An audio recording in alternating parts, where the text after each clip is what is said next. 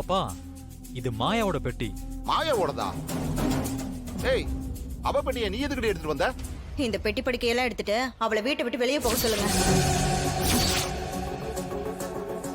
என்ன பத்மா, திரும்ப ஆரம்பிச்சிட்டியா நீ? திரும்பலாம் ஒன்னும் ஆரம்பிக்கல. நான் முதல்ல இருந்தே அவளை வீட்டுக்குள்ள இருக்க வேண்டாம்னு தான் சொல்லிட்டு இருக்கேன்.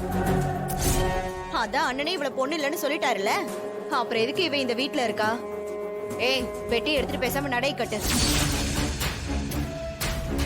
என்னடி விளையாடுறியா? அண்ணன் அண்ணன் சொல்றதுல இப்ப என்ன தப்பு இருக்கு?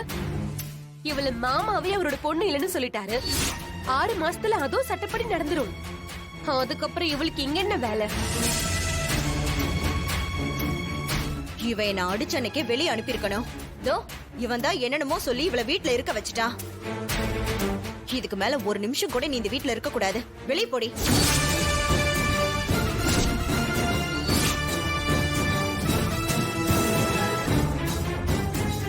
ஏய், என்ன உனக்கு சப்போர்ட்டுக்கு யாராவது வருவாங்கன்னு பாக்குறியா? யாரும் வரமாட்டாங்க.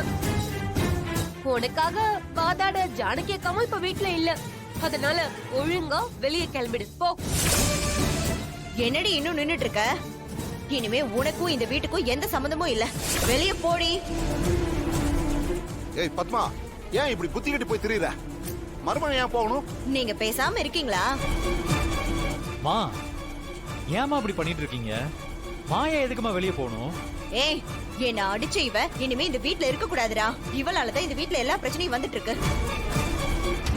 ஐயோ அம்மா ப்ளீஸ்மா, நான் சொல்றத கொஞ்சம் கேளுங்கம்மா. முடியாதுடா சீனு, இவ இந்த வீட்டை விட்டு போயே ஆகணும். யார் சொன்னாலும் இனிமேல் நான் கேட்க மாட்டேன்.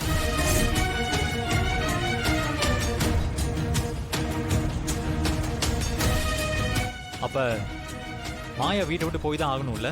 ஆமா. சரி, அவ போகட்டும்.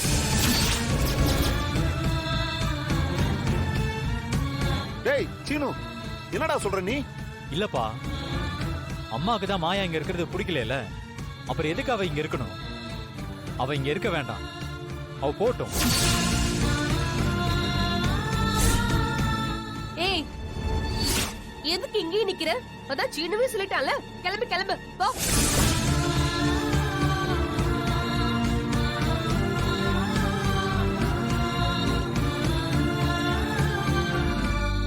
மாயா ஒரு நிமிஷம்.